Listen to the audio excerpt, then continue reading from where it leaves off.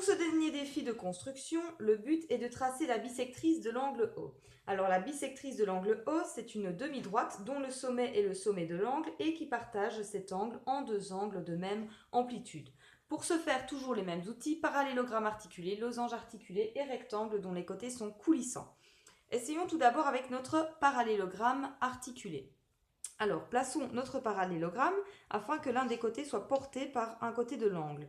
Et essayons de bouger le côté opposé. Alors, on voit que si on fait ça, on n'arrivera pas à tracer la bisectrice de l'angle O.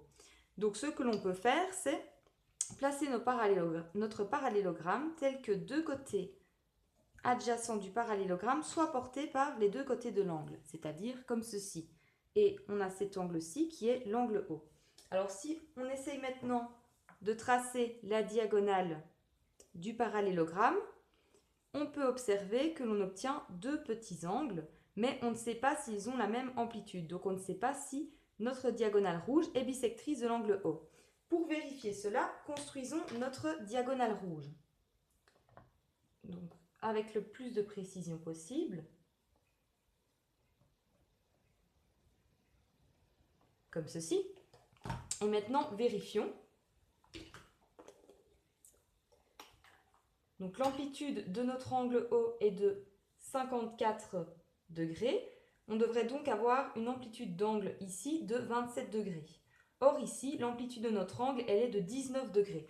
Donc, cette demi-droite rouge ne partage pas l'angle O en deux angles de même amplitude. Nous n'avons donc pas su construire la bisectrice de l'angle O.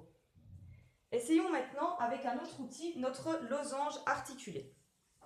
Alors, si on essaye de nouveau avec un seul côté, porté par un côté de l'angle, et qu'on bouge le côté opposé, on voit qu'on n'obtient rien. Maintenant, si on essaye avec deux côtés adjacents, pour qu'ils soient portés tous les deux par les côtés de l'angle, comme ceci, et que l'on trace notre diagonale, on voit que notre diagonale rouge pourrait être bisectrice de l'angle O. Donc, construisons cette diagonale pour vérifier si cette diagonale est bien bisectrice. Donc, de la même manière,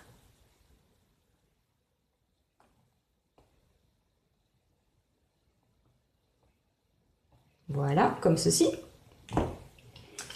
On a bien une demi-droite dont le sommet est le sommet de l'angle. Et si maintenant on mesure l'amplitude de cet angle-ci,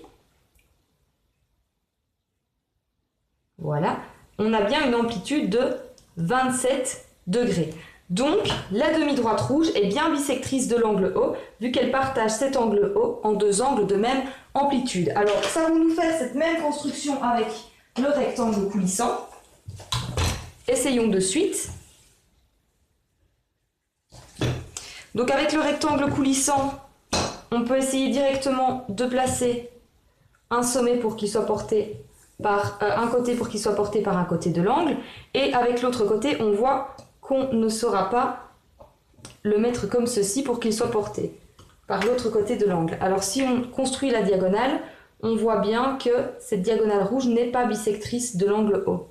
Idem si on place notre rectangle d'une autre manière, en construisant cette diagonale-ci, on voit que on n'obtiendra pas du tout la bisectrice de l'angle O. Donc, on ne sait réaliser ce défi de construction qu'avec notre losange articulé.